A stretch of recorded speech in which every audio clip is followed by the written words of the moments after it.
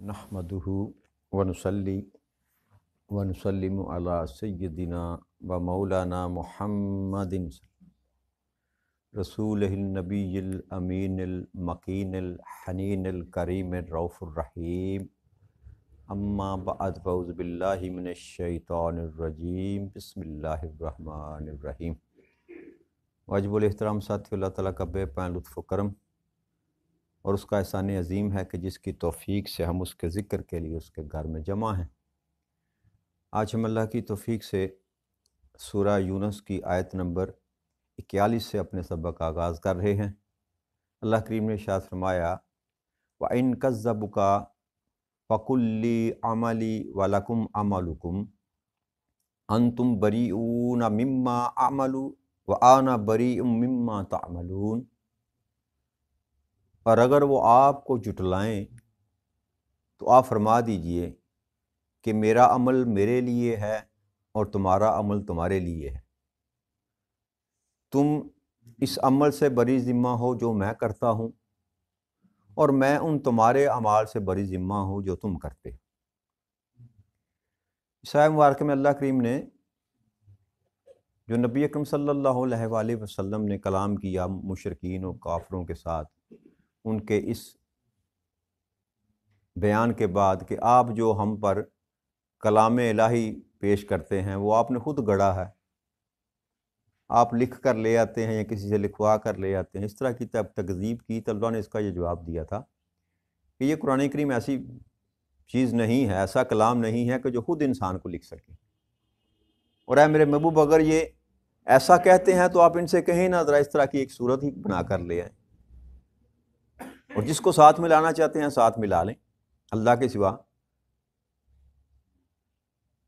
तो उसी बात को अल्लाह करीम ने यहाँ पर ये जवाब दिया कि अगर ये आपकी किसी भी बात को नहीं मानते, तकज़ीब करते हैं, तो आप इनसे ये फरमा दें कि अच्छा भाई ठीक है, अब जो भी मैं अमल कर रहा हूँ उस अमल की सज़ा और जज़ा जो है वो मेरे साथ है, और तुम्हारे अमल की सज़ा और जज़ा तुम्हारे साथ है। लेकिन तुम मेरे अमल के किसी के ज़िम्मेदार नहीं। अगर तुम्हारे कहने के मुताबिक अगर मैं खुद साख्ता तौर पर कुरान करीम को पेश कर रहा हूँ तुम्हारे पर, तो ये अगर मैं गलत कर रहा हूँ, तकज़ीब कर रहा हूँ या इख्तरा कर रहा हूँ, तो इस अमल की जो सज़ा या जज़ा है वो मुझको ही मिलेगी, तुम्हें नहीं मिलेगी। और जो तुम अमल कर रहे हो उसकी सज़ा तुम्हें मिलेगी। अब जो तुम अमल कर रहे हो मैं उससे बरी होता हूँ, और जिस तरह जो मैं अमल कर रहा हूँ तुम उससे बरी हो, यानी कि मेरे अमल की सज़ा तुमको नहीं मिलेगी, तुम जवाबदेह नहीं हो मेरे अमल की। और तुम जो बुरे अमाल कर रहे हो, मेरे समझाने के बावजूद भी अगर ईमान पर नहीं आ रहे, तो अब मैं भी तुमसे बरी हूँ। तुम जितने भी बुरे अमाल करोगे इसका जवाब अल्लाह की बारगाह में तुमने खुद ही देना है। तो ये कुरान करीम में अल्लाह करीम ने कई एक मुकामात पर इस तरह का कलाम जो किया, जैसे सूरह हूद में अल्लाह करीम ने इरशाद फरमाया था, बल्कि सूरह सबा में अल्लाह करीम ने फरमाया कि कुल ला तसअलून अम्मा अजरमना वला नसअलु अम्मा तअमलून,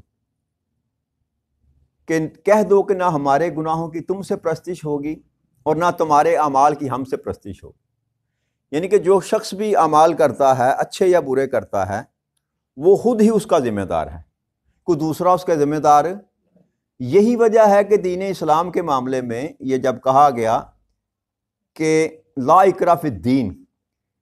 कि दीन में किसी पर भी जबर नहीं है, किसी को भी ज़बरदस्ती आप दीन में शामिल नहीं कर सकते। उसका सबब भी ये है कि आपके ज़िम्मे बस इतना ही काम है जो अल्लाह करीम ने अंबिया कराम को दिया कि मेरा पैगाम जो है वो लेकर जाएं और बनी नौ इंसान को मेरा पैगाम दे। इसीलिए उनको पैगंबर कहा जाता है कि पैगाम लेकर आने वाले। तो हर नबी के ज़िम्मे बस इतना ही काम था कि वो पैगाम पहुँचा दे। अब किसी का मानना या नाम मानना उसका ज़ाती फ़ेल है, और उसके मुताबिक ही उसके साथ अल्लाह करीम मामला करेगा। तो इससे ये मालूम हुई बात कि इंसान जो है वो किसी दूसरे के अमाल का ज़िम्मेदार नहीं। जैसे अल्लाह ने ये भी कुरान करीम में फरमाया था कि वो तुम्हारे कसब जो होंगे उसी के मुताबिक तुम्हारे साथ मामला किया जाएगा, कोई दूसरा किसी का बोझ वहाँ क़यामत के दिन नहीं उठाएगा,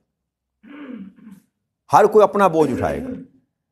तो लिहाजा इससे हमें यह सबक मिलता है कि हम दूसरों के मामलात में टांग ना अड़ाया करें। یعنی کہ آپ کے پاس بس اتنا ہی حق ہے کہ آپ کے پاس اگر کوئی امانتاً اللہ کے رسول کی بات ہے وہ دوسروں تک پہنچا دیں، بس آپ بری و ذمہ ہو گئے۔ آپ کو یہ حق نہیں دیا اللہ کریم نے، یا تھانے دار بنا کر نہیں بھیجا کہ آپ نے ڈنڈے کے زور پر اس کو منانا ہے کہ نہیں میں تمہیں کہہ رہا ہوں تم نے ایسا ہی کرنا ہے۔ یہ اللہ کریم نے اپنے انبیاء کرام کو بھی اس طرح کا حکم دے کر نہیں بھیجا۔ مقصد صرف اتنا ہے کہ جو بھی آپ عمل کریں گے یہ بات سمجھا دی جائے کہ اب عمل تم اچھے کر رہے ہو تو اس کی سزا یا جزا یا برے عمل کی وہ اللہ کریم کے پاس تمہارے اعمال کی تمہارے لیے ہے اور میرے اعمال کی میرے لیے۔ جیسے سورہ کافرون میں اللہ نبی اکرم صلی اللہ علیہ وسلم فرمایا تھا نا، لکم دینکم ولی دین، تمہیں تیرا دین مبارک اور ہمیں اپنا دین مبارک۔ تو یہ ہے سبق جو نبی اکرم صلی اللہ علیہ وسلم کی زبان اقدس سے امت محمدیہ صلی اللہ علیہ وسلم کو دیا جا رہا ہے کہ لٹھ لے کر کسی کے پیچھے پڑ جانا یہ دین اسلام میں جائز نہیں ہے۔ اور پھر دوسری بات یہ ہے جو آج ہمارے معاشرے میں جو بدبختی کی حد تک ہم جا پہنچے ہیں کہ اختلاف کو ہم مخالفت تک لے جاتے ہیں۔ علمی اختلاف جو ہے وہ ہر دور میں ہوا، اور یہ یاد رکھیے گا اس بات کو کہ علمی اختلاف صحابہ کرام کے درمیان بھی ہوا کرتے تھے۔ ایک بات پر کئی رائے جو تھی وہ صحابہ کرام کی ہوا کرتے تھے کہ نہیں تاجدار کائنات صلی اللہ علیہ وسلم نے یہ جو کیا تھا اس کا مطلب یہ نہیں تھا، اس کا مطلب یہ تھا۔ تو یہ علمی اختلاف تو صحابہ کرام میں بھی موجود تھا، مگر اس کا مطلب یہ نہیں ہے کہ میدان جنگ بنا رکھا تھا انہوں نے۔ اسی طرح ائمہ کرام ہیں، تبع تابعین ہیں، یہ جو چار فقہ کی ہم بات کرتے ہیں نا، چار فقہ امام اعظم ابو حنیفہ کی ہے، امام مالک کی ہے، امام شافعی کی ہے، امام احمد بن حنبل کی ہے۔ وہ چار فقہ بنی کیوں؟ چار فقہ اسی لیے بنی کہ ہر امام نے دوسرے امام سے کسی نہ کسی معاملے پر اختلاف کیا کہ آپ کی رائے اس معاملے میں یہ ہے لیکن میری رائے اس میں یہ ہے، لیکن وہاں آپ کو جنگ و جدل کا ماحول نظر نہیں آئے گا۔ اب ہمارے اس معاشرے میں یہ بدبختی جو ہے دارا یہ ہے، ہم سمجھتے ہیں کہ اختلاف کا مطلب یہ ہے کہ کسی کی ذات کے ساتھ اختلاف ہی کر لیا جائے، مخالف بن جائیں، دشمنی اختیار کر لیں، جب تک ایک دوسرے کو گالی گلوچ نہ کریں، کسی کو کافر، مشرک، مرتد، گستاخ نہ بنا لیں، اس وقت تک ہمارا کیس جو ہے مضبوط نہیں ہوتا۔ دین اسلام اس چیز کی ہرگز اجازت نہیں دیتا۔ آپ کے ذمہ پاس اتنا ہے کہ آپ اچھے طریقے کے ساتھ، پھر دوسرا ہے تبلیغ کا جو منصب ہے نا، جس کو بھی اللہ کریم عطا کرے، اس کے لیے ضروری ہے کہ وہ اسوہ جو ہے وہ تاجدار کائنات صلی اللہ علیہ وسلم کا اپنائے۔ نبی اکرم صلی اللہ علیہ وسلم نے جس طرح دشمنوں کے ساتھ بھی بات کی، ہم تو ویسے دوستوں کے ساتھ بھی بات نہیں کرتے۔ پیغام اللہ کا دینا اور سخت لہجے میں دینا، اللہ کریم نے یہ بھی تو حکم دیا ہے نا، سورہ بقرہ میں فرمایا قولوا للناس حسنا، جب بھی لوگوں سے کلام کرو تو اچھے طریقے سے کرو، احسن طریقے سے کرو، پولائٹ طریقے سے کرو۔ تو جب یہ بات سمجھا دی گئی کہ تمہارے اعمال تمہارے ذمے ہیں اور میرے اعمال میرے ذمے ہیں، تو لہٰذا یہ بات انسان کو سمجھ لینی چاہیے کہ اگر میں دین کے معاملے میں دین کی خدمت کرنا چاہتا ہوں یا دین کا پیغام دینا چاہتا ہوں تو بس اس حد تک ہی میری ذمہ داری ہے۔ اگر میرے پاس کچھ امانت ہے، اگر میں اس قابل ہوں کہ میرے پاس کچھ ایسا دین کا علم ہے جو میں آگے منتقل کر سکتا ہوں، تو میرے ذمہ بس اتنا ہی کام ہے۔ پکڑ کر کسی کو سیدھے راستے پر لگانا نہ انبیاء کرام کو اللہ کریم نے کہا اور نہ ہماری ذمہ داری۔ جب اس معاملے کو سمجھ جائیں گے تو پھر ہم اعتدال کے راستے پر آ جائیں گے۔ پھر یہ تہمت دینا، گالی گلوچ کرنا، کسی کو کافر کہنا، کسی کو مشرک کہنا، کسی کو ملحد کہنا، پتہ نہیں طرح طرح کے الزامات، طرح طرح کے القابات سے جو نوازا جاتا ہے، اس سے ہم باز آ جائیں گے۔ میرا کام ہے بس بات کو پہنچا دینا، اس کے بعد میں بری ذمہ ہو گیا۔ اب جو بندہ اس بات پہ عمل کر لیتا ہے اس کا بھی بھلا ہو جائے گا اور میرا بھی بھلا ہو جائے گا، اور اگر وہ اس بات پر عمل نہیں کرتا تو آپ نے جو اپنا حق ادا کیا آپ بری ذمہ ہو گئے، آپ کو اس کی جو جزا ہے وہ اللہ کریم کے ہاں سے مل جائے گی، مگر اس نے اگر عمل نہیں کیا تو وہ جانے اور اس کا خدا جانے۔ لہذا اس بات کو ہمیں سمجھنا چاہیے کہ ہمیں کسی بھی طور پر جو ہے اختلاف کو مخالفت میں تبدیل نہیں کرنا چاہیے۔ اختلاف ہو سکتا ہے اور اختلاف زندگی کا ایک حصہ ہے، یاد رکھیے۔ انسان کو اللہ کریم نے پیدا کیا، ہر انسان کے اندر اللہ کریم نے دماغ دیکھنے میں بے شک ایک ہی جیسا رکھا ہے، مگر سوچنے سمجھنے کی صلاحیت، پرکھنے کی صلاحیت، تفکر کرنے کی صلاحیت، کسی معاملے میں اس کی معاملہ فہمی، ادراک، یہ ہر انسان کا ایک جیسا نہیں ہوتا۔ آئی کیو لیول جس کو آپ کہتے ہیں، ہر انسان کا ایک جیسا نہیں ہوتا، مگر نہ سارے ہی آئنسٹائن ہوتے، سارے ہی ابو علی سینا ہوتے، سارے ہی خوارزمی ہوتے، سارے امام اعظم ابو حنیفہ ہوتے، مگر نہیں، ایسا نہیں ہے، ہر انسان کا ایک لیول ہے، اس لیول کے مطابق جو ہے وہ سوچے گا۔ لہٰذا یہ جو عمل ہے رب کریم جو ہمیں بتا رہا ہے، انسان کا طرز عمل ایسا ہونا چاہیے کہ دین کے معاملے میں ہو یا کسی اور معاملے میں بھی، یہ نہیں کہ دین کے معاملے میں صرف سکھایا جا رہا ہے، عملی زندگی میں جب بھی آپ کسی سے ڈیبیٹ کریں، کسی سے بات کریں، تو سب سے پہلی جو بات سکھائی جا رہی ہے، ایک تو اعتدال کے راستے پر رہیں، اعتدال کو نہ چھوڑیں، اور اپنی بات کو ٹھونسنا جو ہوتا ہے نا، منانا، بے شک آپ حق پر ہی ہوں، یہ حق نہیں آپ کو دیا جاتا کہ آپ حق پر ہیں تو آپ کہیں بس میری بات بس مانو ہی مانو، یہ تصور نہیں ہے دین میں۔ آپ بھلے حق پر ہیں، آپ کا کام ہے حق بیان کر دینا، بغیر کسی منفی جمع خرچ کیے آپ اپنا حق بیان کر دیں۔ اب اس کا نصیب، اس کا مقدر اس کو اگر قبول کر لے تو قبول کر لے، نہ قبول کرے تو آپ کی جو ہے ڈیوٹی، اور یہی بات یہ نبی اکرم صلی اللہ علیہ وسلم کو اللہ کریم، جیسے میں نے کہا نا کہ نبی اکرم صلی اللہ علیہ وسلم کو یہ تسلی دینے کے لیے نبی کریم اس طرح کی بات کرتا ہے کہ میرے محبوب، آپ نے اپنا حق ادا کر دیا، آپ کے ذمہ اتنا ہی تھا، اب آپ اظہار کر دیں اس بات کا کہ اگر تم نہیں آتے اچھے اعمال کی طرف، حق کی طرف نہیں آتے تو میں بری ہوں، تمہارے سارے اعمال سے بری ہوں، اب تم خود جواب دے ہو، تو اگر میں کوئی اچھا عمل نہیں کر رہا تمہاری نظر میں تو اس کا بھی جواب میں نے اللہ کو دینا ہے، اللہ کے سامنے میں نے پیش ہونا ہے اپنے حساب و کتاب کے لیے، تم نے پیش نہیں ہونا۔ تو جب یہ انسان اس چیز کو سمجھ جاتا ہے نا کہ ہر بندہ خود اپنے حساب و کتاب کا جواب دے ہے، اگر اس نے اچھا کیا تو بھی اجر اس کو ملنا ہے، اور اگر اس نے برا کیا تو بھی سزا اس کو ملنی ہے، میرے عمل کی نہ آپ کو اجر ملنا ہے، نہ آپ کو سزا ملنی ہے۔ تو پھر انسان جو ہے وہ محتاط رویہ اپنا کر زندگی بسر کرنے کی کوشش کرتا ہے، اور یہ اس کو جتنی آج ہمیں ضرورت ہے نا اس چیز کی کہ ہمارے اندر نہ وہ اعتدال رہا، نہ صبر رہا، نہ برداشت رہی، نہ عفو درگزر کرنا رہا، ایک متشدد قسم کا ہمارا رویہ ہے، تشدد پسند ہم ہو چکے ہیں۔ جس جگہ پر میں کھڑا ہوں میں کہتا ہوں بس میں ہی حق پر ہوں، باقی جتنے لوگ ہیں وہ سارے کافر ہیں، مشرک ہیں، گستاخ ہیں۔ تو یہ طرز عمل کسی بھی دور میں جو ہے صاحب علم لوگوں کا یا صاحب ایمان لوگوں کا نہیں رہا کہ وہ کہتے ہیں ہم ہی سچے ہیں باقی سارے جھوٹے ہیں۔ وہ بات جو اللہ اور اللہ کے رسول نے کر دی، جس کو اللہ اور اللہ کے رسول نے کافر کہہ دیا بس وہی کافر ہے، جس کو اللہ اور اللہ کے رسول نے فاسق کہہ دیا، اور وہ جو قانون اور ضابطہ رب کریم نے دے دیا، وہ جب اللہ نے ڈکلیئر کر دیا کہ یہ کافر ہے تو پھر آپ کے کہنے یا نہ کہنے سے کچھ فرق نہیں پڑتا، وہ اللہ کے ہاں وہ کافر ہے۔ آپ اس کا معاملہ اللہ پہ چھوڑ دینا، آپ دیواروں پہ نہ لکھیں فلاں کافر ہے، فلانا کافر ہے، فلانا کافر ہے۔ جو اللہ اور اللہ کے رسول کے طرز عمل سے ہٹ کر کرے گا، اور جو قرآن میں اللہ کریم نے تعریف بیان کی ایمان کی یا کفر کی، وہ خود ہی فیصلہ کرنے والا ہے۔ جو کافر ہوگا اس کے ساتھ کافر والا معاملہ ہو جائے گا، ایمان والا ہوگا اس کے ساتھ ایمان والا معاملہ ہو جائے گا۔ لہٰذا اپنے معاشرتی رویے میں ہمیں گھٹن پیدا نہیں کرنی چاہیے، لوگوں کو سپیس دینی چاہیے، جو انسانی تعلق ہے نا انسان کے ساتھ، اس میں کم از کم انسان کو سپیس دینی چاہیے۔ کسی کے عقائد میں، کسی کے مسلک میں گھس کر اس کو زبردستی جو ہے کسی کو اپنے کا نہیں میرے مسلک پہ آ جاؤ، میرے عقیدے پہ آ جاؤ، جو میں بات کر رہا ہوں یہ سچ ہے، یہ طرز عمل جو ہے وہ کسی بھی دور میں قابل قبول نہیں رہا، یہ سوائے فساد کے اور کچھ بھی اس میں سے نہیں نکلتا۔ لہٰذا اس طرز عمل سے ہمیں باز آنا چاہیے۔ آگے اللہ کریم نے ارشاد فرمایا وَمِنْهُم مَّن يَسْتَمِعُونَ عَلَيْكَ أَفَأَنْتَ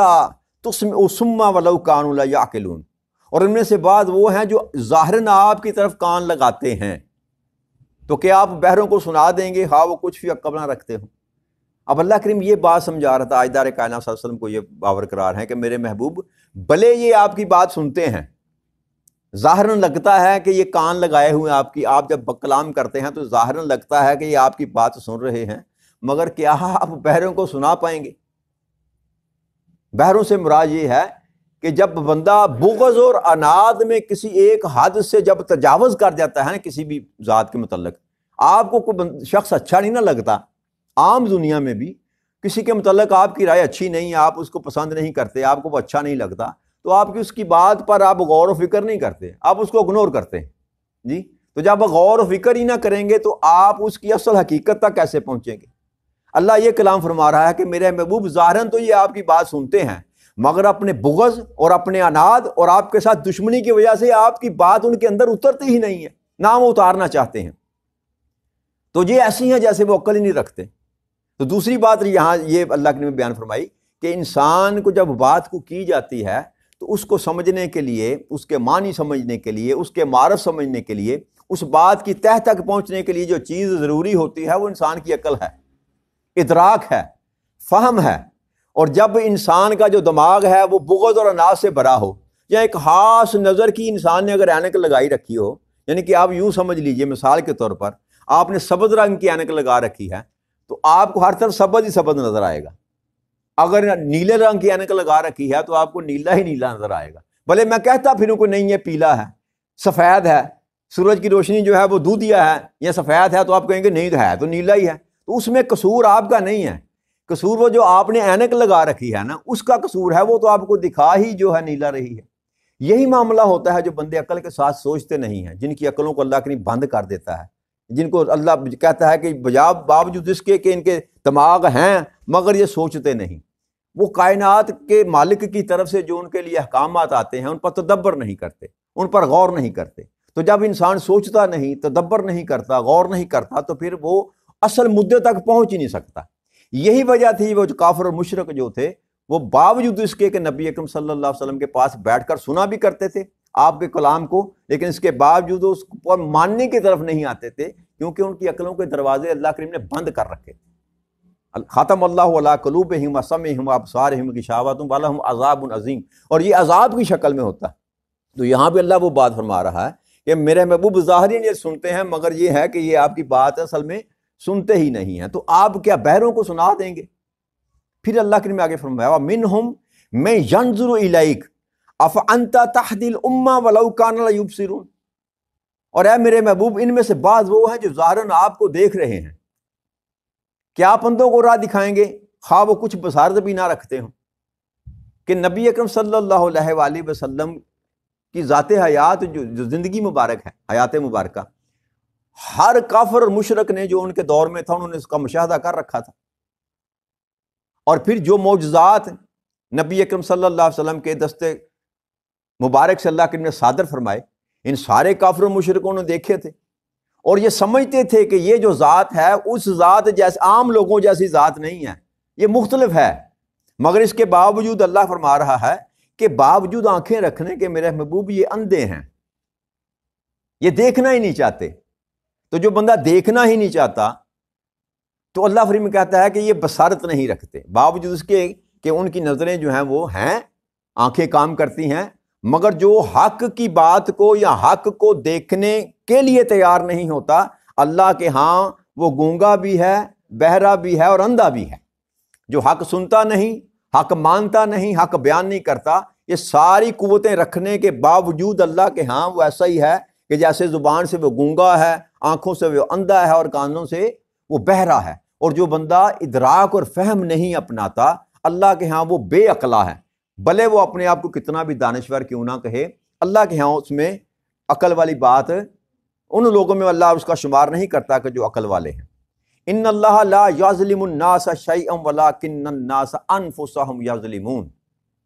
اللہ کریم ارشاد فرماتا ہے بے شک اللہ لوگوں پر ذرا برابر ظلم نہیں کرتا لیکن خود ہی اپنی جانوں پر ظلم کرتے ہیں۔ کہ اب انسان جو بھی عمل کرتا ہے اللہ کریم اس کے مطابق اس کے ساتھ معاملہ کرے گا، اگر اچھا عمل کرے گا تو اس کی رب کریم اس کو جزا عطا فرمائے گا، اور اگر برے عمل کرے گا تو اس کی رب کریم کے ہاں اس کو سزا مل جائے گی۔ یہ بات اللہ فرما رہا ہے کہ میں کسی کے پر ایک رائی کا دانہ برابر بھی ظلم نہیں کرتا۔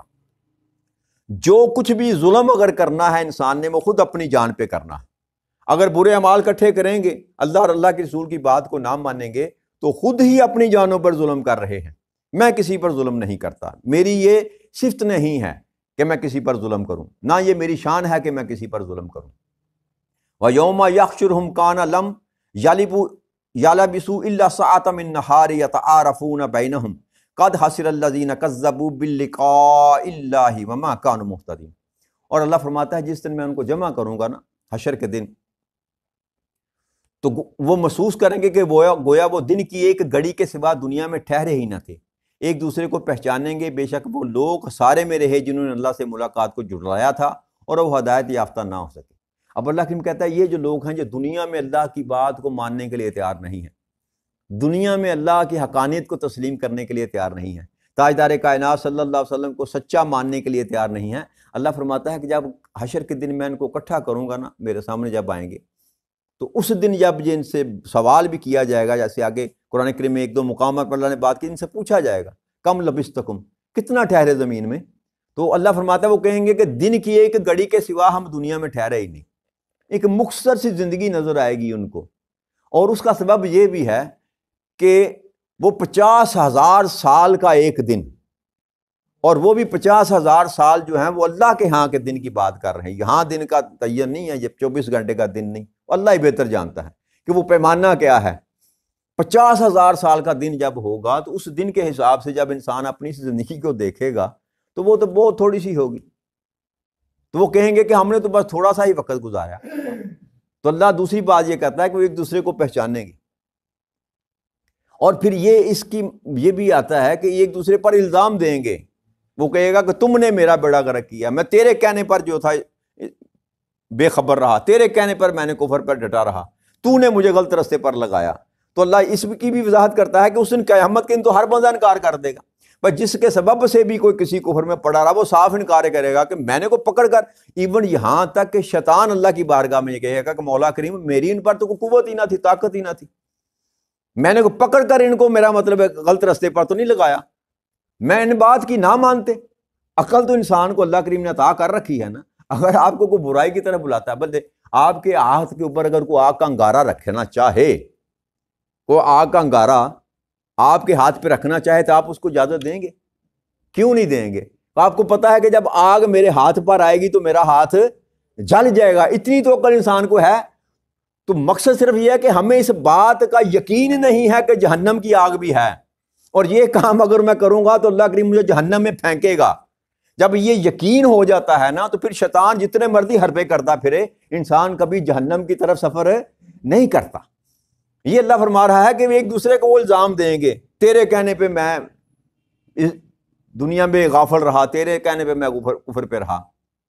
تو اللہ فرماتا ہے بے شک یہی ہیں وہ لوگ جو خسارے میں رہیں گے، جنہوں نے اللہ سے ملاقات کو جٹلایا تھا اور یہ ہدایت یافتہ نے. یعنی کہ ایک گناہ جو سب سے بڑا ہے، یا ایک انسان کے لیے گمان جو سب سے برا ہے،